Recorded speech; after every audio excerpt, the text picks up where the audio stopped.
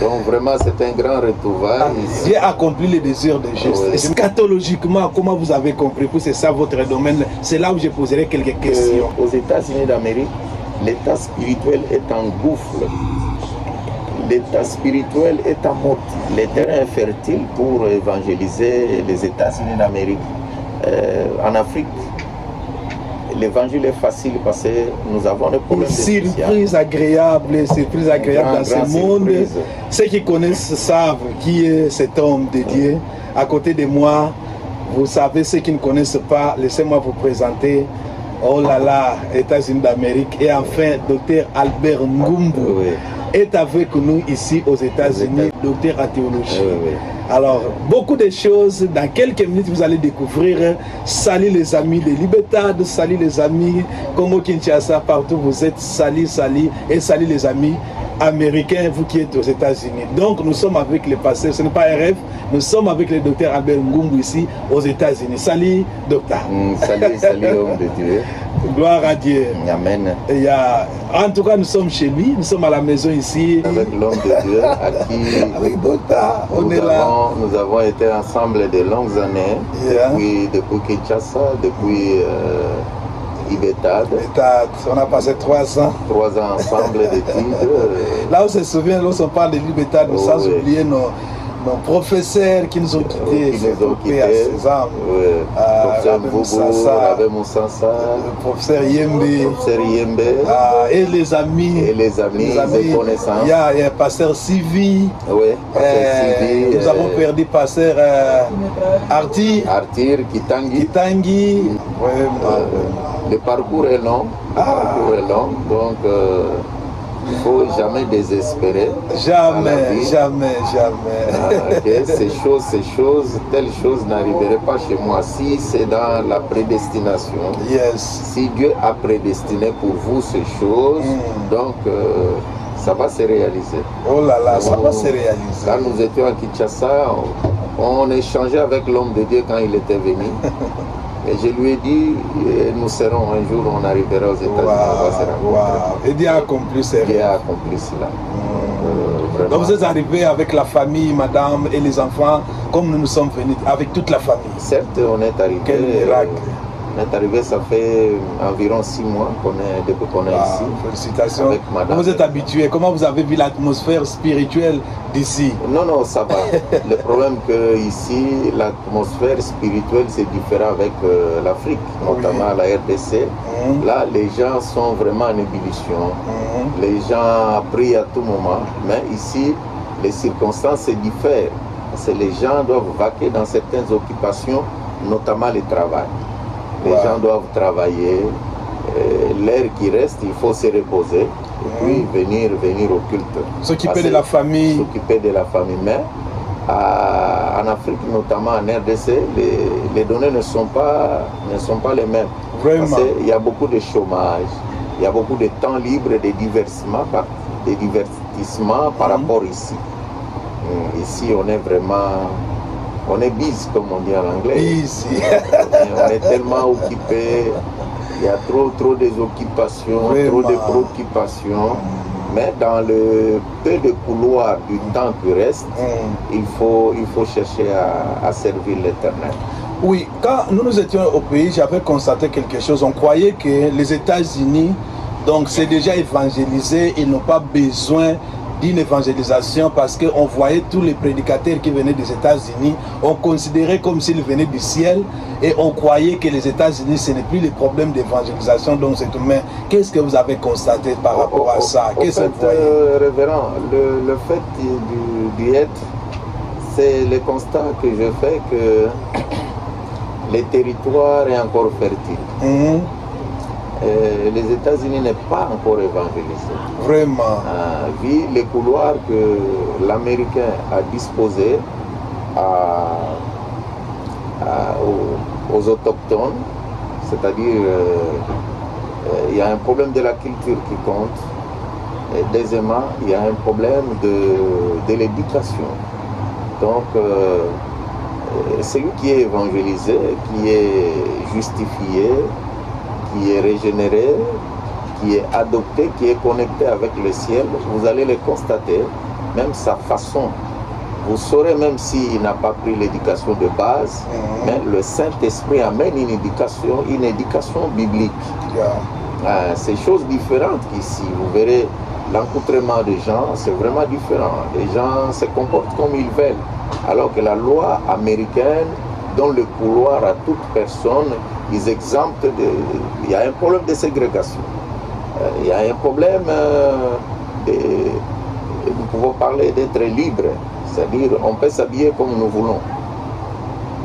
On peut se promener de minuit. On est libre. Oui. On peut se comporter comme on veut. C'est-à-dire, il y a un problème d'une divagation. Même sur le plan sexuel, il n'y a pas vraiment une éducation, il n'y a pas vraiment une morale normale. Alors que si quelqu'un est devenu chrétien, comme la Bible dit, c'est une nouvelle créature, les choses anciennes doivent passer. Donc nous avons encore le temps d'évangéliser les États-Unis d'Amérique. Ici, le social est assis, tout est bien. La personne qui travaille saura nouer le début de mois.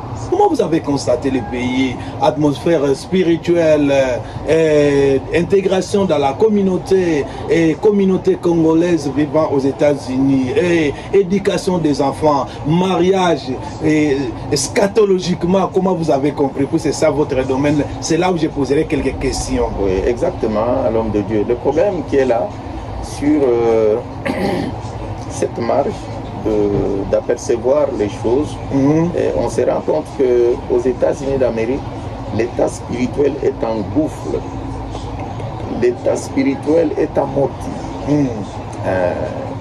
Donc, c'est lié à l'éducation, c'est pas l'instruction, c'est lié à l'éducation d'abord. C'est là où ça pose des grands conflits. Vous verrez, les gens se comportent selon la loi américaine qui donne le couloir même de se promener nus. C'est un péché si on ne confesse pas. Parce que tu vas voir ça chaque jour. Et donc chaque jour, même si tu n'as pas volonté de voir, mais on va t'imposer de voir. Donc les problèmes sur le péché, c'est seulement la psychologie aussi. Voilà. Vous allez voir ça, mais ça ne fera rien en vous. Voilà. Oui. Alors qu'il y a un problème d'élité sur certaines données de la pensée. C'est-à-dire, vous pouvez apercevoir quelqu'un nu. Vous n'allez pas l'interdire de ne pas le faire. Oui. Mais si c'est une personne complètement convertie, il n'aura pas des arrière-pensées sur cet habillement parce que c'est lié à l'état du pays qui autorise toutes ces choses-là. Donc, le plus grand problème que nous pouvons dire que les terrains fertiles pour évangéliser les États-Unis d'Amérique, en Afrique, l'évangile est facile parce que nous avons un problème de social, nous avons un problème culturel, mais ici ils n'ont pas de problème dans leur culture, ils sont habitués à faire ce qui leur permet de faire, mais qui n'est pas en relation avec la parole de Dieu. Et comme vous avez posé une question concernant les données eschatologiques, c'est un grand danger. Vraiment. Parce que nous tendons vers la fin. Nous tendons vers la fin. Comme Christ lui-même a promis, je reviens bientôt. Et bientôt, il n'a pas précisé. Mais l'enlèvement peut nous arriver, peut nous surprendre au moment où nous sommes. Ça serait une catastrophe. Donc, nous devons nous préparer des jours au lendemain, des jours au jour, à ce qui concerne l'enlèvement de l'Église. Le Seigneur n'a pas promis les jours, la période, le moment. Non, il n'a pas rendu. Il a dit bientôt. Il a dit simplement bientôt, je reviens bientôt. C'est ça le plus grand danger. Donc, les dispositions, c'est à se préparer. C'est à se préparer promptement pour que quand le Fils de l'homme viendra, qu'il nous trouve déjà avec de bonnes dispositions pour qu'il nous reçoive. Alors, recevoir Christ comme Seigneur et Sauveur dans la vie, c'est l'une de base. Et nous avons l'installation de la foi. Et la foi seule ne compte pas. Mais il faut que cette foi atteigne la maturité. Si vous avez une foi, ne pensez pas que tout est fini. C'est une partie. C'est une partie du salut. Mais ce qui compte plus, il faut évoluer spirituellement pour maintenir cet état de la santé. Sinon, vous serez dans le système rétrograde. Voilà. Que nous appelons l'apostasie. Apostasie, abandon de foi. Abandon de la foi. La foi, c'est bien bon. Quand on a reçu comme Christ comme Seigneur et Sauveur, on est régénéré. La régénération, le Saint-Esprit quitte le ciel, vient habiter dans votre esprit. C'est bien. Mais le plus grand problème, le Saint-Esprit vient, il vous installe la foi. Parce qu'il y a les dons de la foi. Il vient, il vous installe la foi, parce que nous sommes justifiés par la foi. C'est le Saint-Esprit qui joue ce rôle. Mais le plus grand problème qui suit après, ce qui est important, primordial, et le plus grand privilège, et cette foi-là, cherchez à avoir la maturité maintenant. C'est-à-dire initier votre foi à une maturité chrétienne. La foi devient une foi mûre. C'est ce qui fera en sorte que même s'il y a un vent, vous n'allez pas blanchir. Maintenant, quel est le terrain? Je vous ai posé le climat de la famille, des mariages, tout ça. Là, vous êtes dans le domaine scatologique. C'est là où je suis un peu, je suis intéressé de ça. Vous allez garder d'autres questions. Maintenant, quel est le danger? Vous voyez, est-ce que c'est celui qui vit au pays, au Congo ou en Afrique, ou celui qui vit ici aux États-Unis, qui met sa foi en danger et qui a beaucoup de risques par rapport à ce que vous avez constaté, d'évaluer un peu les 2 milliers de vies que vous avez passées. Quelques jours, je sais que ce n'est pas encore longtemps, ce n'est pas encore beaucoup des années, mais c'est un homme spirituel, pour voir des choses, n'a pas besoin d'une longue période. C'est juste le fait d'entrer quelque part, son altitude, son atmosphère spirituelle va commencer, les ondes spirituelles vont commencer à indiquer les lieux où il est, déjà des esprits. Vous voyez, le plus grand danger, c'est vivre ici ou vivre au pays. Puis les gens considèrent ici comme le ciel. Ouais, le plus grand danger, c'est de vivre ici. Voilà. Que de vivre en Afrique. Parce que nous avons un problème. La question semble être beaucoup plus complexe. Mais il faut que les enfants de Dieu comprennent certains enjeux. C'est-à-dire, aussitôt qu'on est ici, on est exposé à tomber. Pourquoi? Parce qu'en Afrique, certaines choses on trouvait difficilement, ça permettait de mettre ça en prière. Mais ici, certaines choses, vous ne priez pas, l'homme a rendu disponible. En Afrique, trouver un travail, il faut des prières, Mais ici, pour trouver un travail, vous n'avez pas à faire une prière. C'est juste l'application. C'est juste l'application, c'est fini. Le problème de la santé, si vous êtes malade, vous allez à l'hôpital, on vous soigne gratuitement. Même vous n'avez pas l'argent, on vous soigne d'abord. Même en crédit. Même en crédit, on vous soigne. Vous voyez. Quand vous voulez une voiture, on vous donne. Donc la même voiture que Trump, Biden peut conduire, toi aussi tu peux conduire. Peut-être plus que ça. Donc il n'y a pas des écoles, les mêmes écoles que les enfants des présidents étudient. Il n'y a pas de distinction. Oh, les uns étudient à Gombe, les autres étudient dans une école. Non, partout. La même chose, les mêmes marchés, les mêmes magasins. Mais le problème qui est, c'est de maintenir la position de votre foi. Voilà.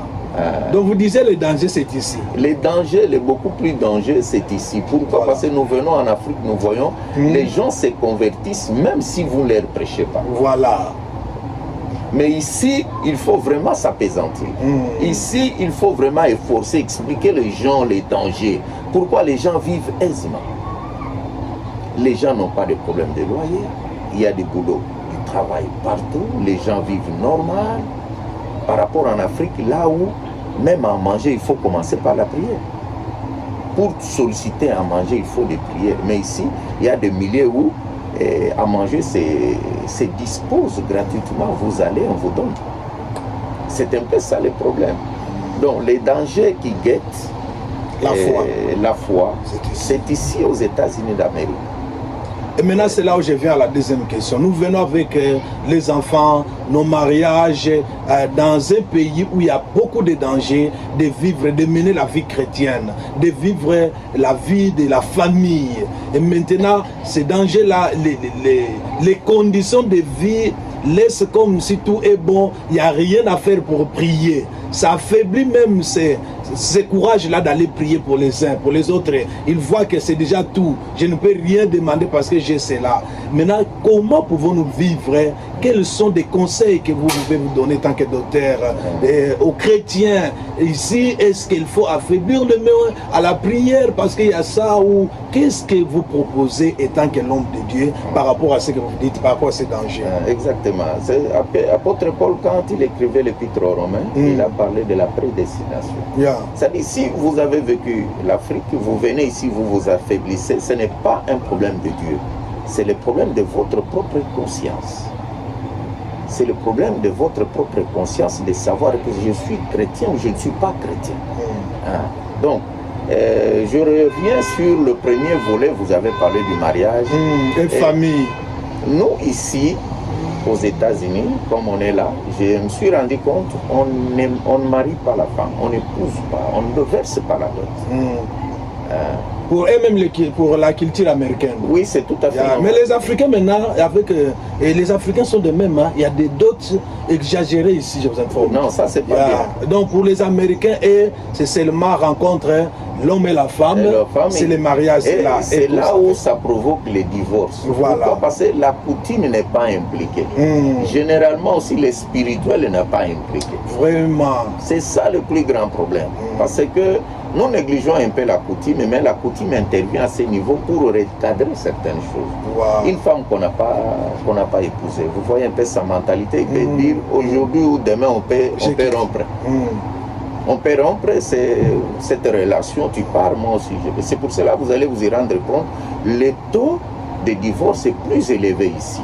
Les gens s'en foutent. Alors que si nous revenons à la parole de Dieu, la Bible essaye un peu de mettre le point sur les i en disant aucun impudique, aucun adultère n'entrera dans le royaume de Dieu. C'est là où se pose le plus grand problème. Donc la conscience de tout et chacun doit être interpellée pour comprendre que nous devons nous engager une fois pour toutes. Nous devons éviter les divorces et le mariage sans raison biblique.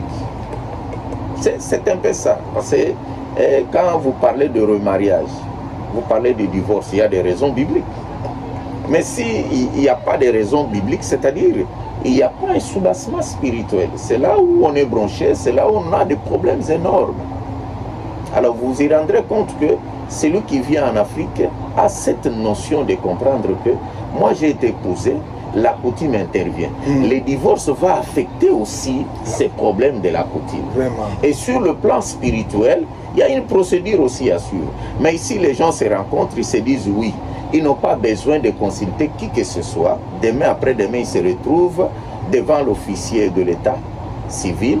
Ils célèbrent le mariage, ils viennent, ils commencent à mener une vie ensemble. Mais vous êtes déjà unis dans le mariage. Mais du fait qu'un jour, vous avez un petit divergent et qui a dislocation, c'est fini, les choses vont aussi de mal. Vous verrez, le taux de divorce est plus élevé ici qu'en Afrique. Très largement. Et là, ça guette déjà l'état spirituel. Mais ce qui est mal par l'homme de Dieu, je m'excuse en vous disant une chose que la Bible est claire. On ne corrompt pas les spirituels. On peut corrompre un humain. On ne corrompt jamais les spirituels. Les spirituels, on la mérite. Dans le royaume de Dieu, pour y entrer, il y a des conditions.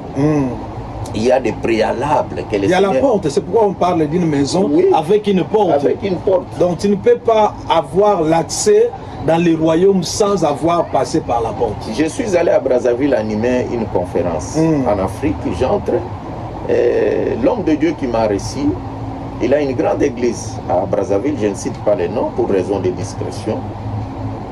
Sa femme vendait de la... Peut-être il sera content d'attendre que tu témoignes de bien de celui. Non, j'ai... oui, l'apôtre Luc Peya. Ce n'est pas mal, oui. C'est la maison de Dieu. Oui, l'apôtre Luc Peya à Brazzaville. Tu peux les saluer. Oui, je les salue. Il y aura l'occasion de voir. Oui. C'est un homme vraiment connu à Brazzaville, mais il n'avait pas certaines notions eschatologiques. Quand je suis allé à Brazzaville, j'ai trouvé sa femme vendait des boissons alcooliques. C'est dans leur culture, c'est comme ça. Sa femme vendait, c'est comme apôtre Paul quand il écrivait l'épître aux Corinthiens, il a abordé quelque chose de pareil. Oui. les viandes sacrifiées aux idoles. C'est-à-dire, vous voyez quelqu'un, il est à l'église aujourd'hui, et demain, il consulte les charlatans ou il est dans des futilités non bibliques.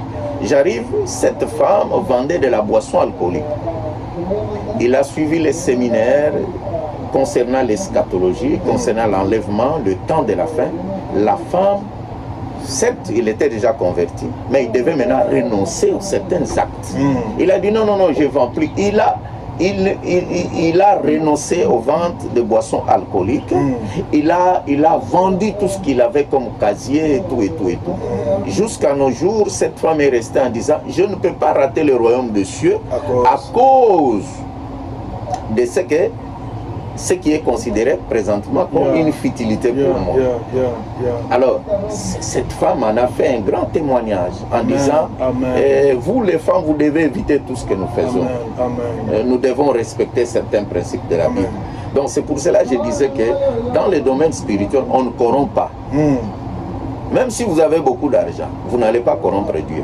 Jamais. Vous n'allez pas corrompre le Saint-Esprit. Donc là, la conscience de tout et chacun doit être interpellée. C'est vrai, la Bible dit, ce qu'il a connu d'avance, il les a prédestinés. Ça va. Mais sur le terrain, vous devez vous rendre compte, vous qui êtes chrétien, vous qui étiez chrétien, mais qui vous apprenez à un rétrograde. Vous vous comportiez plus comme vous vous comportiez en Afrique. C'est parce que vous êtes aux États-Unis, vous devez vous habiller comme vous voulez. Vous savez, dans cet habillement, vous séduisez aussi. Le plus grand péché, c'est pas d'abord commettre l'acte. Le Seigneur a parlé sur les regards. Oui, les regards. Le Seigneur a parlé sur les regards. Vous faites pécher combien de personnes? Vous allez vous y rendre compte, on est aux États-Unis, consultez un peu les églises des Ghanéens. Les femmes ghanéennes ont une culture, dans leur culture, dans leur pays, dans leur coutume de s'habiller décemment. Vous ne verrez jamais une femme qui prie, elle est ghanéenne, de s'habiller avec des habits mode américain. C'est pratiquement impossible. Donc, nous devons suivre les modèles parce qu'il y a un fait que nous devons comprendre, les modèles nous aident à cultiver les valeurs. Le problème de l'homme de Dieu, c'est la mauvaise compagnie. C'est la mauvaise compagnie, l'entourage. Et c'est là, je laisse toujours la question sur, vous avez répondu déjà sur les mariages et sur les difficultés que nous aurons pour l'éducation de nos enfants par rapport à cette culture que nous avons rencontrée ici. Là, alors, je ne vous ai pas répondu. Oui, vous allez répondre, oui. Je vais ajouter une question par rapport à ce que vous dites là. Puisque les gens qui abandonnent la foi ici donnent des raisons que peut-être les pasteurs, peut-être les hommes de Dieu, ils se comportent mal, peut-être l'église congolaise, sont des églises qui critiquent les gens, peut-être, comme on dit ça à Lingala, l'église, on vend la place à Congolais, Bazate. Lorsqu'on arrive ici, on cherche à se mettre à l'écart, de ne pas fréquenter la communauté, de ne pas fréquenter là où se trouve un pasteur congolais, parce qu'on donne, je ne sais pas, toute qualification pour les pasteurs, et sont là des bases, et ce sont là des raisons réelles que les gens abandonnent la foi, et vous vous dites ici maintenant que sont des mauvaises compagnies. C'est généralement la plus grande mauvaise compagnon, c'est l'état où nous nous retrouvons. Voilà, parmi donc là, nous sommes venus aux États-Unis. C'est d'abord la plus grande mauvaise compagnon. C'est elle qui nous accompagne. C'est elle qui nous accompagne. Ce n'est pas les Congolais. Non. Ce n'est pas les Africains. Non. Ah, bien pour cette précision. Et puis il y a un problème. Certainement qu'en venant en Afrique, on n'était pas convertis. Waouh. C'est lui qui est converti. Mais on priait le dire. Non, on montait à la montagne. On a des photos de Manguingue. En raison de problèmes. On a ça. L'homme de Dieu, quand il y en a beaucoup de problèmes, on cherche à se défouler, on cherche à remettre ça. Donc l'église était comme une solution. Ouais, comme une piste pour avoir une solution. Wow. Mais quand on est ici, on trouve qu'il y a certaines choses. Moi, je parlais, certains démons n'existent pas. Ici, hein? Oui, les démons de coupure de courant, vous l'avez connu à Kinshasa ici. Les démons de moustiques, les démons de délestage. Démons de malaria. Démons de malaria.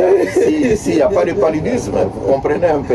Les démons de Mbasso est resté aussi. Oui, les démons de Mbasso est resté. Mais les démons de poison est suivi. Non, les démons de poison est suivi. Si vous vous faites emporter aussi par cette ruse, on va aussi vous empoisonner. Démons d'empoisonnement. Voilà. Mais nous devons comprendre que réellement, il faut s'intérioriser de savoir, est-ce que quand j'étais à Kinshasa, je suis venu ici, si le même système, le même rythme continue, c'est que tu es vraiment converti. Alléluia. C'est que tu étais vraiment converti à partir de Kinshasa. Alléluia. Généralement, les gens perdent leur foi parce qu'il n'a plus rien à chercher encore à Dieu, parce qu'ici, il en trouve facilement. Alors, le royaume de Dieu n'a rien à voir avec le matériel. Rien. Le matériel, c'est une disposition que le Seigneur a permis. Il a disposé dans la foi pour vivre. Pour vivre la foi. Moi, je peux vous dire que celui qui quitte en Afrique vient ici, spirituellement, ce n'est pas une bénédiction. C'est un changement de milieu. Oui. Les conditions de vie d'ici peut-être est différentes. Voilà. Mais en Afrique. Il y a ceux qui sont bénis même si en les Afrique, dirigeants africains organisaient les choses, on n'envierait plus aussi les États-Unis. Exactement. On serait aussi bien, parce qu'il y a des pays africains qui n'envient pas les États-Unis. Oui. Ici, tu peux chercher les Nigériens, ils ne sont pas vraiment fréquents. Non, ils sont bien. Tu peux faire beaucoup des années, tu ne trouves pas un Nigérien ici. Tu ne trouves pas assez des Angolais. Voilà. Ils sont dans leur pays. Beaucoup de pays. Afrique, des centrafricains ici. Ceux qui viennent d'Afrique d'ici. J'ai été à Brazzaville, même vers le Gabon. Les gens sont très bien rémunérés. Vous ne les verrez jamais envier un pays quelconque.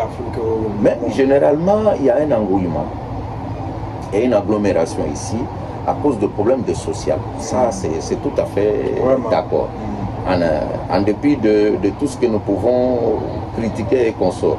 Mais je voudrais aussi épingler une chose importante. Quand on est chrétien, nous devons maintenir cette atmosphère.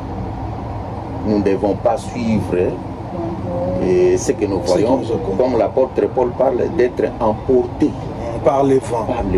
Alléluia. Ne dit-on pas, oh non, c'est les pasteurs, mais si vous constatez, le pasteur cadet ne se conduit pas bien, changer une église, aller dans une église, parce qu'on ne peut pas dire que tous les pasteurs c'est méconduit. Ça, moi je suis peut-être un peu, les gens me trouvent comme ça quand je dis qu'on est libre. On est libre de faire les choix. Si c'est moi, tu vois que ta foi ne progresse pas, tu es libre, d'aller là où tu sens que réellement que d'abandonner. Il ne faut jamais le fait d'abandonner. Tu t'es tué toi-même. Signifie que tu n'étais pas converti. Tu n'étais pas n'importe des raisons. Et la vie chrétienne, c'est la vie qui est plus que toute vie. Alors, comment c'est la vie de ce monde? Il y a des difficultés pour gagner l'argent. Il y a des problèmes. Maintenant, le ciel soit sans problème. Il n'y a pas de ciel sans croix. Moi, je croyais que ceux qui sont en Afrique réfléchissent mieux que ceux qui sont ici. Non. Ça revient au même. Ce qui change, c'est les conditions sociales.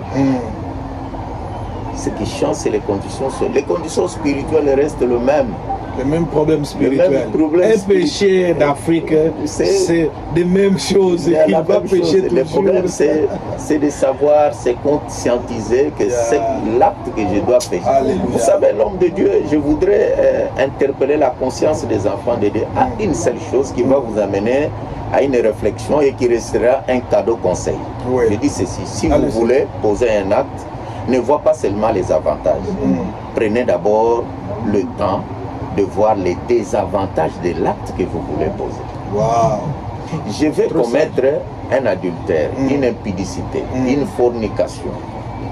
Eh bien, je ne vois pas l'acte, parce que l'acte posé va apporter une bénédiction. Une joie, un plaisir. Mais les inconvénients, je peux attraper la maladie, comme le sida par exemple, ou les maladies vénériennes, en quelque sorte.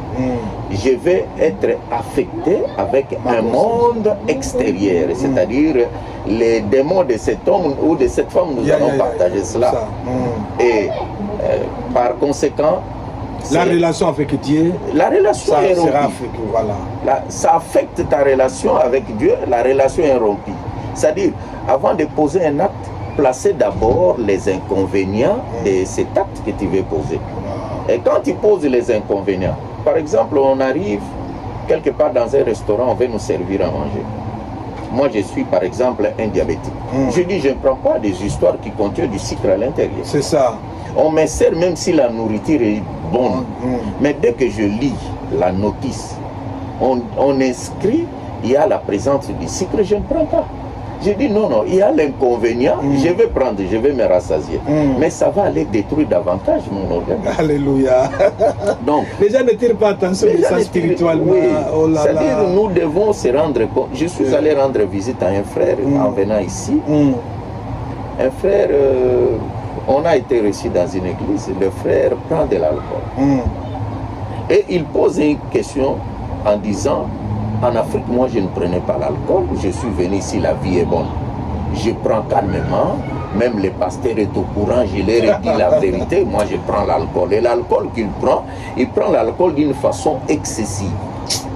C'est-à-dire, il prend l'alcool en exagération, l'alcool, en dehors de l'alcool, il prend des whisky. Alors, on est resté un peu, c'est quelqu'un à qui nous travaillons ensemble. Une fois, il relatait les circonstances de la mort de son père à Kinshasa. On est resté longtemps, je l'observais. Une fois, je lui ai dit que tu as un caractère génétique. La chose qui a entraîné ton père à la mort t'entraînera aussi. J'ai dit, ce que tu es en train de prendre comme alcool, de liqueur, tu ne te rends pas compte des inconvénients. Alors les inconvénients, ça serait lié à ton système génétique, à ton caractère génétique. Tu es prédisposé aux hypertensions artérielles. C'est-à-dire, tu auras les mêmes conséquences de la mort de ton père. À des fois, ton père était mort à un âge avancé, toi tu mourras tôt. Et nous, on croyait que la personne n'a pas saisi ce qu'on lui a dit. Il est rentré à la maison, 2 jours après, il a fait une conversion ou un abandon de lui-même en disant je ne prends plus, je ne consomme plus ce que vous avez dit. Gloire à Dieu, gloire à Dieu. Alléluia. C'est-à-dire, je vous ai dit ici Alléluia. que toutes vérités ne sont pas bonnes à dire, ça c'est les Français qui disent. Mais nous disons en vérité, Je vous l'ai dit. Dites la vérité à quelqu'un, même s'il va vous abandonner, le problème que vous lui avez dit la vérité pour aider son âme. Amen. Sur la chair, vous pouvez tout mériter sur cette terre, mais vous finirez par avoir aussi des conséquences de ne pas entretenir votre état spirituel. L'état spirituel, on le chérit, on l'entretient.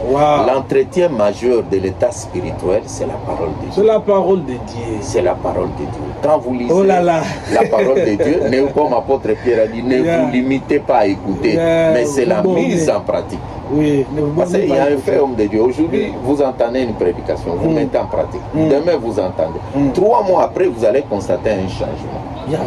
Mais généralement, aux enfants de Dieu, il faut se laisser diriger par le Saint-Esprit. Pas par les plaisirs, par les désirs du monde, qui va vous entraîner comme une puissance d'attraction.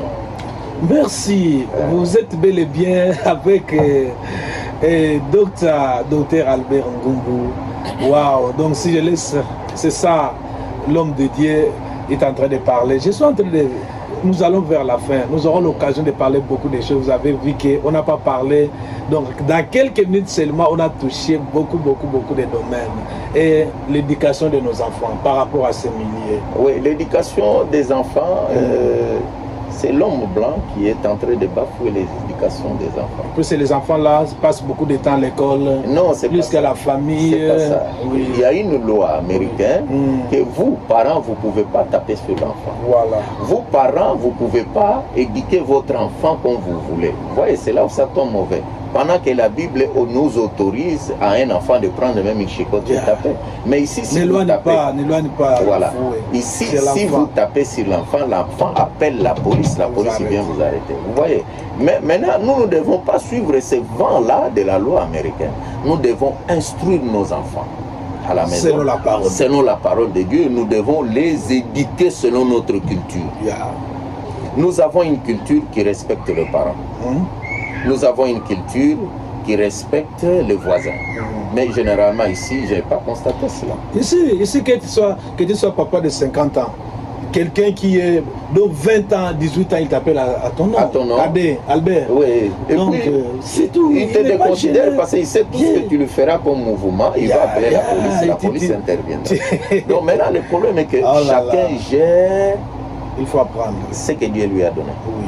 Dieu t'a donné les enfants, gère-les. C'est ta responsabilité. C'est ta responsabilité. C'est toi. Dieu demandera compte à toi, qu'il a donné et nos Américains. Voilà, moi je dis ça. C'est mes enfants. Voilà. En tout cas, c'est ça, comprenons les parents. On est arrivé ici, on de Dieu, nous constatons, je ne sais pas si c'est une dépravation, c'est-à-dire qu'il y a un problème qui m'a embrouillé. On dit l'enfant est libre. Donc à tel âge, un adolescent, il peut venir avec même la fille, même les garçons, si il est déjà adolescent, il peut venir avec son copain ou sa copine ici. Donc tu ne peux pas parler, tu ne peux rien dire. Si tu dis quelque chose. Dans ma culture chrétienne, parce que quand je parle de la culture, à des fois vous croyez, nous faisons recours au village. Non, les Africains. La culture biblique nous interdit.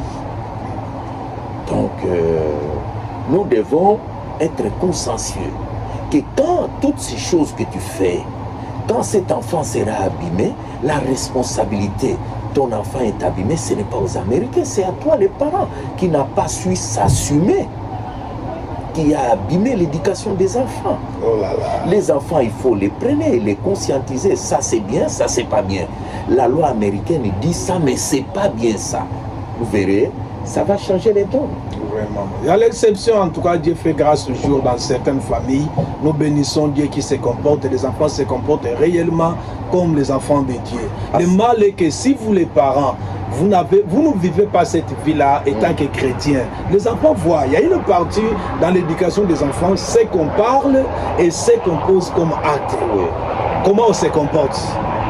Tout cela aussi joue un rôle très important dans la vie des enfants, dans l'éducation des enfants. Alors c'est très important. Vous voulez ajouter quelque chose? Avant, je pose la question de scatologie pour citer. Pour les enfants, je voudrais ajouter, nous avons un problème. La solution primordiale pour les enfants, c'est l'école de dimanche. Beaucoup de questions. L'école de dimanche. Ici, c'est maintenant le mal. Les églises, pardon, je vous ajoute une idée, les états que j'ai déjà fait ici. Les églises, nos églises congolaises, nos églises de la communauté fait quoi? On ne tient pas compte soit des écoles de dimanche. L'école de dimanche ici, les Américains engagent les enseignants d'abord.